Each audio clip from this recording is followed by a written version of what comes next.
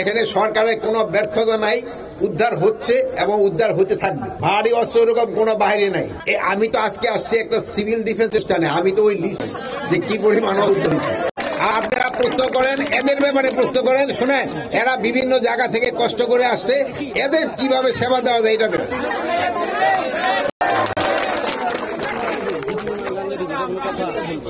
এইটাই যেন নিউজের প্রাধান্য পায়। আইন করা হয় জনগণকে সেবা দেওয়ার জন্য। এই আইনটা করা হয়েছে জনগণ যেন সেবা পায়, জনগণের সেবার জন্য। কোন বাহিনী কি কাজের জন্য না, এটা বাহিনী যে তাদের যদি কোনো সমস্যা থাকে এটাও তারা রিকমেন্ড করতে পারবে এবং তাদের রিকমেন্ডেশনটা আমরা স্বরাষ্ট্র মন্ত্রণালয়ে দেই। তাদের সুপারিশটা তারা সুপারিশ করবে এবং প্রত্যেকটা আইনে কিন্তু জনগণের জন্য। জনগণ দেখলে সবচেয়ে বেশি সুবিধা পাবে, ওই আইনটাই সবচেয়ে বেশি গ্রহণযোগ্য। এই আইনটা করা হয়েছে জনগণের সুবিধা।